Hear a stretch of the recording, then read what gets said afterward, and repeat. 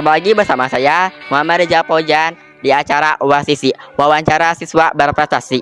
Di sini saya akan mewawancarai salah satu atlet sekolah kita, yaitu Akang Hilman. Ayo kita ke dia. Wah, Kak. Halo Kang Eja. Halo Kang Hilman. Kang Hilman, sebelumnya boleh perkenalkan diri dulu. Nah, izin memperkenalkan diri, nama saya Muhammad Hilman Atsani. Nah, pada tahun ini saya duduk di kelas 11, tepatnya di 11-6. Maka saya izin bertanya ya. Sebelumnya, apa cabang olahraga yang Anda tekuni? Dan bagaimana awal mula ketertarikan Anda pada olahraga tersebut? Nah, pada saat ini saya mulai menekuni dua cabang olahraga ya. Yang pertama ada olahraga panahan, kemudian ada olahraga taekwondo. Pada awalnya saya tertarik pada olahraga panahan itu cuma iseng-iseng gitu. Pada kelas 9 itu ada seleksi buat kabupaten, buat lomba di tingkat kabupaten. Nah, saya sama teman-teman saya coba ikutan gitu, siapa tahu kepilih. Terus mulai ngajalani lah, tapi lama-kelamaan itu jadi diseriusin sama saya. Mulainya kan cuma bercanda-bercanda, tapi lama-lama itu latihannya makin ditingkatin, latihannya makin diikutin alurnya. Nah, sampai ada lomba di tingkat kabupaten itu, alhamdulillahnya saya juara buat ngewakilin kabupaten. Habis juara itu, jadi saya kepilih di kabupaten buat lomba di Bandung. Tepatnya itu lomba Popda, Pekan Olahraga Pelajar Daerah. Saya ngewakilin Kabupaten Sukabumi untuk bertanding di tim bergu putra-putri sama perorangan. Pada perorangan saya kurang jadi kurang beruntung juga sih kebilangnya. Jadi saya cuma masuk ke semifinal, kalau yang bergu saya masuk final. Sebetulnya, akan boleh diceritain ya prestasi yang sudah akan raih selama mengikuti kegiatan olahraga. Nah, kalau prestasi yang saya raih itu alhamdulillahnya udah lumayan lah. Kan saya juga ikut dua cabang olahraga.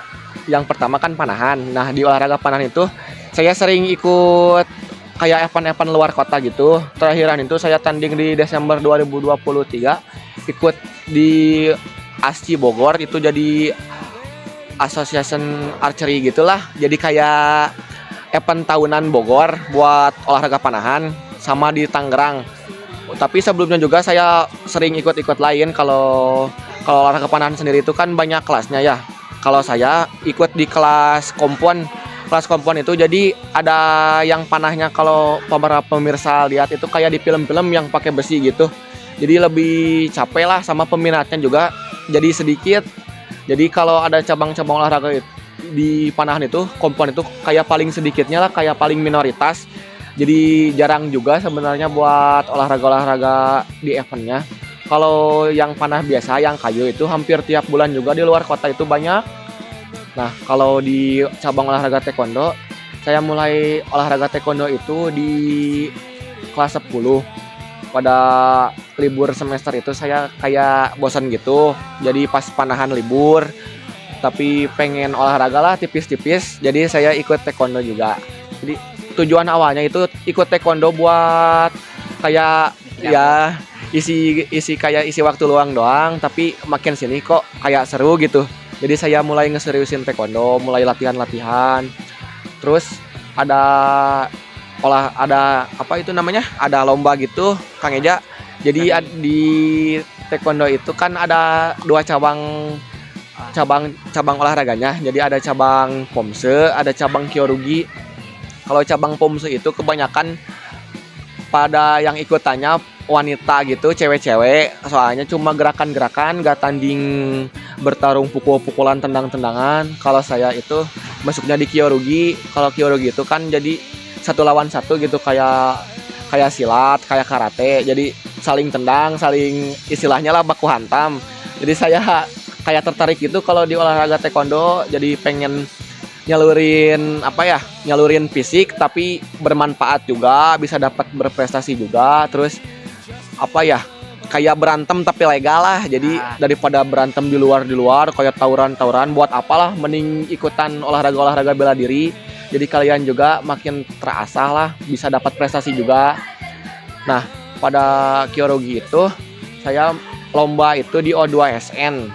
Nah, ini ceritanya nih, pas O2SN itu saya masih sabuk putih, tapi lawan-lawannya itu udah kayak sabuk wah atas lah. Soalnya kan kalau di Kyorugi itu gak mandang sabuk sebenarnya, cuma mandang berat badan. Jadi berat badan yang disamain terus ditandingin.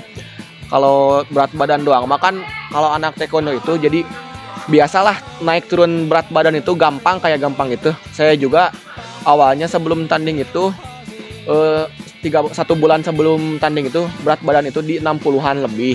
Pas tanding itu harus di 53 kilo, saya nurunin 7 kilo itu cuma 2 mingguan lah sampai 7 kilo. Tapi yang susah itu kayak ngejaga berat badannya Kang Eja. Jadi kalau udah menyentuh target itu, kalau udah nyentuh target itu kan harus dijaga ya. Ya. Nggak bisa sampai naik.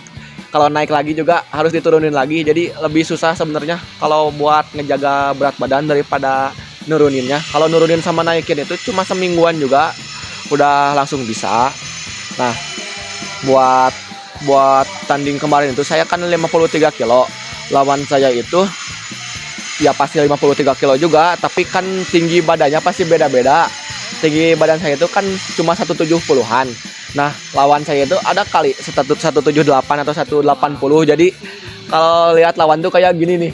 Jadi lihat ke atas, kaki saya juga pas nendang gak nyampe-nyampe. Jadi saya cuma nendang-nendang badan. Saya juga hampir kena ditendang di sini, terus kena tendang di sini. Jadi pas tanding itu kan biasanya cuma 2 ronde doang. Kalau menang jadi abis. Saya itu kemarin jadi seri dulu, jadi ada ronde penentuan ya, jadi ada ronde ketiga. Nah, itu pas ronde ketiga itu rasanya udah kayak gimana ya? Kayak napas abis, badan pada sakit. Jadi wah udah gak bisa dideskripsiin lah.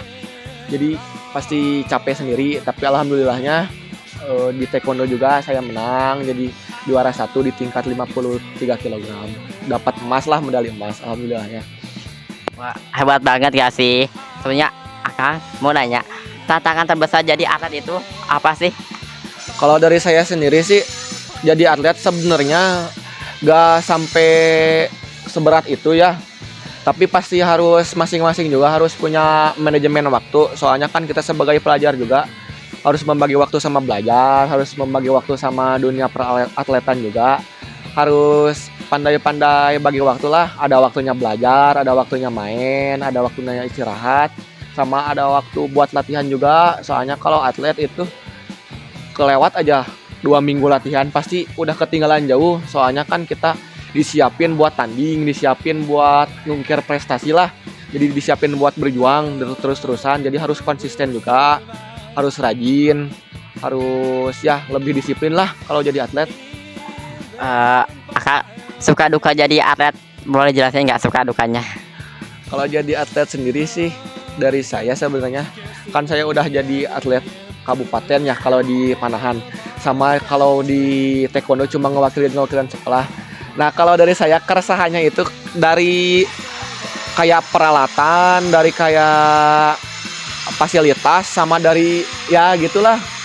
Bukan saya minta uang buat saya gitu, tapi kan kalau ada peralatan, ada fasilitas yang bagus, kita juga pasti ngehasilin hasil yang bagus kalau lomba-lomba. Jadi kalau fasilitas kurang, peralatan kurang, tapi dimintain buat hasil lomba yang bagus ya gimana ya, kayak punya uang dikit tapi pengen jajan banyak gitu. Jadi kayak nggak mungkin ya. Kalau dari saya pengennya pihak-pihak yang jadi diwakilin sama kita, bisa dari sekolah, bisa dari pemerintah, dari kabupaten itu bisa ngedukung atlet-atlet itu, bukan cuma saya sendiri tapi atlet secara keseluruhan. Sama jadi kayak kelihatannya dari sudut pandang saya, jadi atlet-atlet itu disepelekan. Jadi kalau dikasih kayak fasilitas sama yang lain itu, kalau udah menang, jadi ya kalau udah menang baru dikasih uang, baru dikasih alat yang baru dikasih itu ini lah. Kalau dari saya pengennya dari awal udah dikasih itu, jadi kita juga ada motivasi buat menang. Jadi kayak kita udah dikasih peralatan nih, udah dikasih uang nih, masa kita gak menang? Jadi gitulah, harusnya pemerintah sama instansi yang lainnya juga ngedukung kita sebagai atlet. Nah, Kang, ini pertanyaan terakhir. Pesan-pesan buat teman supaya berprestasi. Nah, dari saya untuk teman-teman yang atlet, yang bukan atlet, dari saya tetap semangat aja. Soalnya kan kalau atlet juga pasti ingin ada tujuannya ya, bisa ikut lomba ini itu, pengen ngukir prestasi, pengen ngumpulin medali, ngumpulin piala. Untuk teman-teman yang bukan atlet juga jangan berkecil hati gitu, karena kalian juga pasti ada keahliannya di bidang masing-masing. Bukan cuma bidang olahraga doang yang bisa bawa kita namanya melambung tinggi, bisa buat kita berprestasi, bisa juga dari non akademik, bisa dari akademik, bisa jadi kayak baca puisi juga, cerita-cerita juga. Sekarang kan banyak yang kayak gitu lomba-lomba tradisional juga. Nah, dari saya terus ikutilah ya, jadi terus aktif aja, terus terus salurkan bakatnya di bidang masing-masing. Kalau serius juga nanti kalian pasti dapat hasilnya. Soalnya usaha juga gak bakal ngasihatin hasil sih. Wah, mungkin akan cukup segitu aja wawancara dari saya. Terima kasih sudah meluangkan waktunya Kak. Terima kasih banyak. Mungkin cukup itu saja yang bisa saya wawancarakan. Saya Muhammad Reza Fauzan pamit undur diri.